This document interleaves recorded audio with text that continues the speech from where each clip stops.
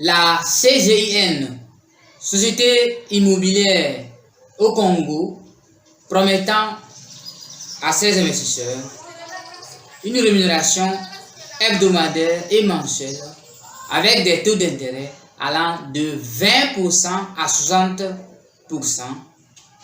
vient d'arnaquer aux Congolais des millions de francs CFA. Bonsoir, j'espère que vous vous portez bien. Salut, c'est Mbarak. Merci aux anciens qui nous suivent régulièrement. Merci pour la confiance. Merci de nous suivre. Les nouveaux, ici, nous parlons des opportunités d'investissement, des études de marché et également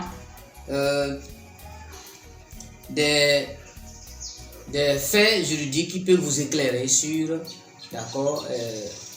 le fonctionnement de vos activités, comment vous pouvez développer vos finances par des investissements, comment vous pouvez protéger vos investissements. Mais principalement, nous parlons principalement de quoi? Des investissements participatifs que nous faisons, voilà, avec les entrepreneurs pour le moment au Togo. 75% de ceux qui suivent la chaîne ne sont pas abonnés. Je vous invite à vous abonner, les nouveaux, s'il vous plaît. Tout le monde, faites ceci, faites une pause, ça ne coûte rien. Ça ne coûte rien. Mettez un like aux vidéos. La CGIN est une société immobilière créée au Congo cette année 2023. Je ne sais pas si c'est dans quel mois, je n'ai pas pu retrouver ça. Par le Togolais Ghislain Awaga qui a encore frappé fort. Cette fois-ci, ce sont des millions de francs.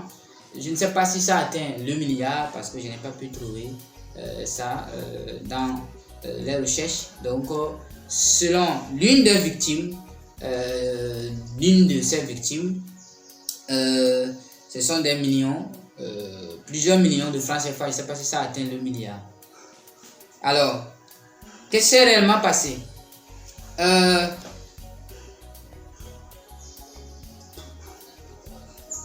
Il y a des plaintes qui ont été déposées à la justice fin septembre, à la justice, devant la justice congolaise, au tribunal, contre Ghislain Awaga et sa société CGIN, qui est une société immobilière. Alors, parce que il a disparu et avec les millions. Voilà.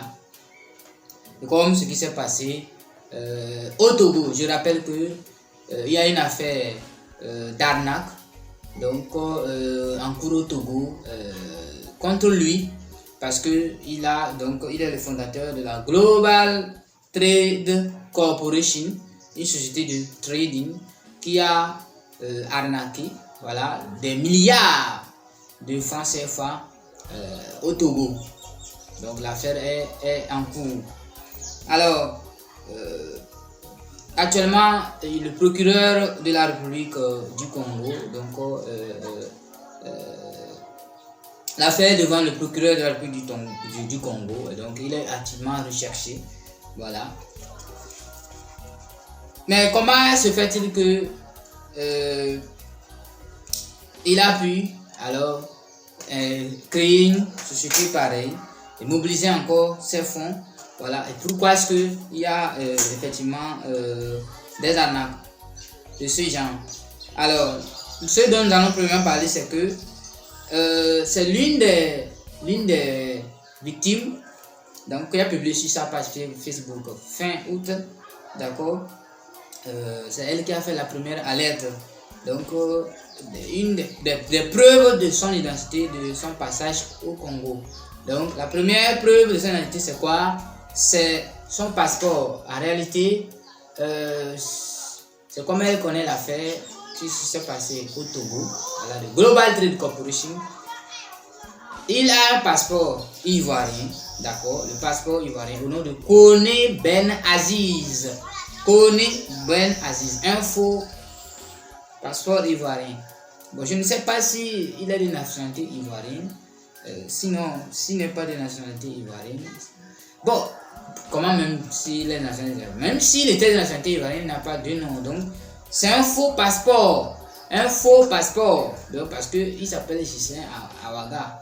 Il ne s'appelle pas Kone Ben Aziz. Donc, c'est un faux passeport. Autant pour moi. Autant pour moi. C'est un faux passeport ivoirien. Donc, il a un faux passeport ivoirien au nom de Kone Ben Aziz. La société a été créée. La CGIN a été créée et formellement enregistrée au nom de Kone Ben Aziz. Pour le fondateur, il a une carte de résidence. La carte de résidence au Congo. Voilà. Au nom de Kone Ben Aziz. Donc, qui serait également une fausse carte de résidence parce que la carte de résidence serait délivrée sur la base du passeport qui est un faux passeport. Voilà. Donc, comment éviter ces arnaques? La première des choses, c'est que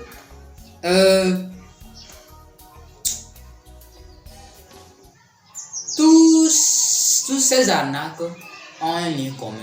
Je ne sais pas pourquoi ça continue. Et j'avais dit dans une autre vidéo, d'accord, que ce qui va arriver sera encore pire. Ça sera pire que ce qui s'est passé avant. Parce que les gens n'écoutent pas. Beaucoup de gens n'écoutent pas. Ils ne suivent pas les contenus que nous partageons ici. Voilà, ils ne suivent pas ça. Donc, la première des choses, c'est que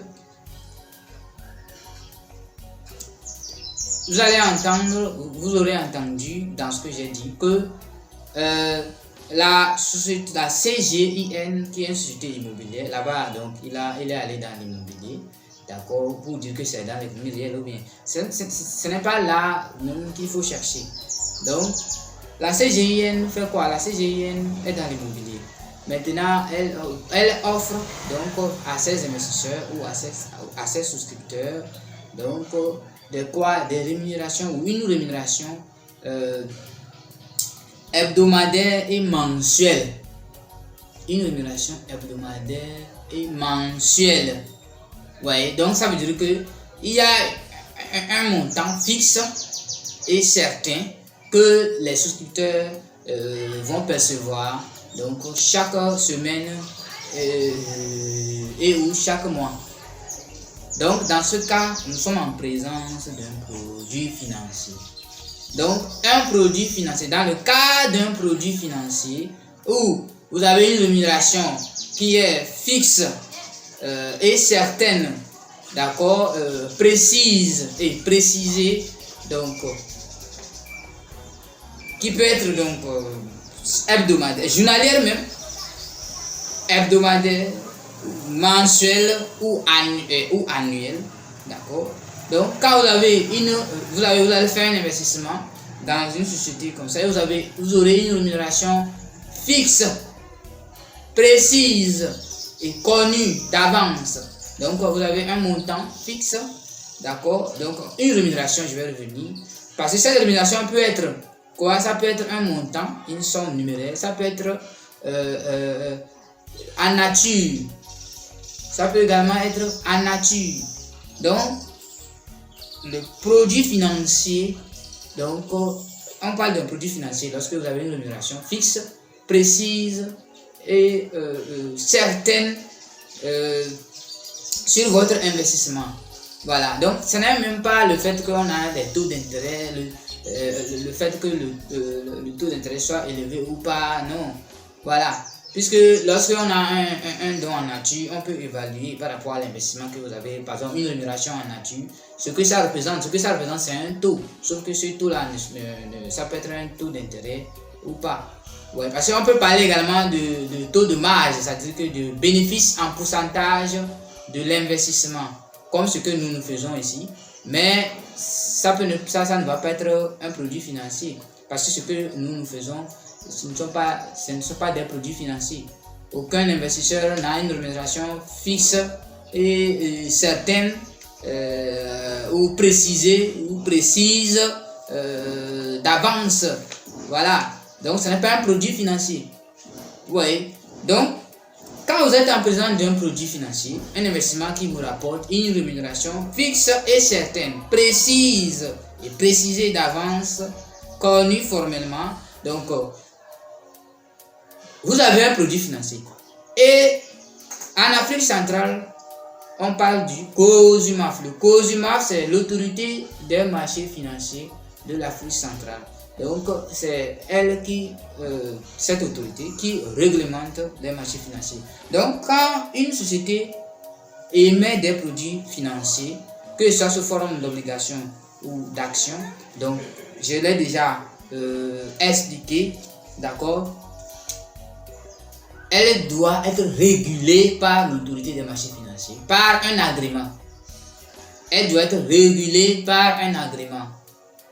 Donc ça veut dire que elle est régulée par un agrément. Il ne s'agit pas juste qu'elle soit formellement enregistrée. J'en ai déjà parlé dans une vidéo intitulée « C'est la seule pyramide de Ponzi dans laquelle vous ne perdez jamais votre argent ». J'ai expliqué là-bas certaines choses concernant ça dans l'espace UEMOA. Donc on parle de l'autorité des marchés financiers de l'UEMOA. Donc AMF UEMOA, donc qui est basé en Côte d'Ivoire, c'est l'autorité là donc, qui donne l'agrément pour pouvoir émettre des produits financiers. Donc vous savez ce que c'est comme produit financier, je l'ai déjà longuement expliqué. Voilà. Donc toute société qui vous propose un produit financier comme ce que j'ai expliqué, donc que la rémunération soit en nature ou en numéraire, voilà, doit avoir un agrément de l'autorité des marchés financiers, le Conseil supérieur des marchés financiers de l'Afrique centrale, donc COSUMAF en Afrique centrale, si c'est dans la zone CEMA, ou alors l'autorité des marchés financiers de moi, AMF UMOA, si c'est en Afrique de l'Ouest, de la zone UMOA. Voilà. Donc, les victimes auraient pu éviter cela s'ils ont fait quoi? S'ils ont demandé à M. Ghislain Awaga s'il a un agrément. Et pourquoi ils ne savent pas ça? Elles, non, les victimes. Pourquoi elles ne savent pas ça? Parce qu'elles ne s'informent pas, parce qu'elles n'écoutent pas. Voilà, elles n'écoutent pas, elles ne s'informent pas. Voilà, j'ai partagé des choses ici sur ça.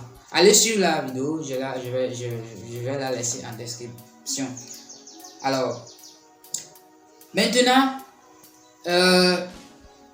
bon, selon les propos rapportés par l'une des victimes, d'accord, c'est que il a dit que la société a été créée en Côte d'Ivoire, donc la CGIN, depuis 2020, et donc elle s'étend sur 5 pays en Afrique, donc il y avait des preuves palpables. Voilà, donc ça veut dire que peut-être qu'il va fournir les statuts de la société qui est en Côte d'Ivoire, la carte de création de l'entreprise en Côte d'Ivoire, voilà. Sauf que les formalités d'enregistrement au Congo, donc qui dit que la société est régulièrement enregistrée. Sauf que ces documents administratifs-là sont très insuffisants et ne veulent pas dire grand-chose. Voilà, parce que dans des cas comme ça, il faut vraiment avoir ces documents que je vais préciser. D'accord? Donc, est-ce que les preuves étaient palpables? Les preuves n'étaient pas palpables. Une société qui existe depuis donc 2020 en Côte d'Ivoire, d'accord, doit avoir des états financiers et qui donc mobilise donc des investisseurs pour donc des actions, que ce soit pour des actions ou des obligations, d'accord, doit faire quoi? Doit présenter ses états financiers depuis sa création. Voilà, ou alors les états financiers au moins des 3 derniers exercices minimum.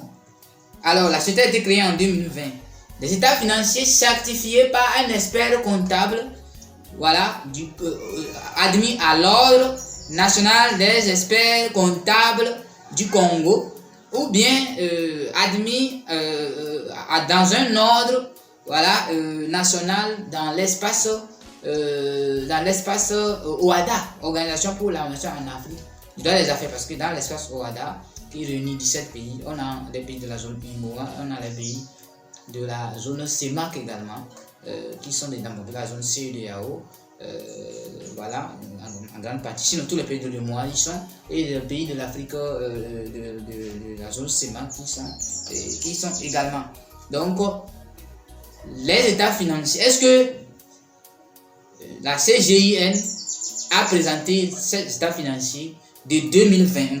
Donc, ça veut dire que c'est en 2023 que le soit écrit. De 2020, de 2021 et de 2022. Les états financiers des 3 exercices-là, certifiés par un expert comptable admis à l'un de ces ordres que j'ai cités. Et là, il faut voir, donc les états financiers vont contenir quoi? Le bilan de la société, ou les bilans de la société, et les comptes de résultats. Parce que dans ça, on va voir, donc, avec les pièces justificatives des opérations qui sont faites. Voilà. Oui, qu'est-ce qui a été fait dans l'immobilier à hauteur de, voilà, vous avez eu à acheter tel bien immobilier, vous avez vendu tel bien immobilier à telle hauteur de France CFA. Quelles sont les preuves? Donc, ça va être, les états financiers seront illustrés par donc, les pièces justificatives donc, et certifiées. Et donc, par ces experts comptables. Et vous devez contacter également l'ordre concerné, voilà, par ces experts comptables pour vérifier si effectivement ces experts comptables de l'ordre, vous devez vérifier ça. Donc, il n'a rien fourni de palpable. Vous voyez, voilà. Et en plus, on a également l'état des dividendes partagés. Voilà, qui sont les actionnaires en 2020, 2021, 2022. Quels sont les dividendes qui ont été partagés. Donc, et aussi, ils doivent être contactés. Voilà, donc il n'y a aucune preuve palpable dans ce qu'il a présenté. Partagez massivement la vidéo pour éviter que vos proches ne soient touchés par ces arnaques une fois encore. Je vous remercie d'avoir suivi cette vidéo et à très bientôt.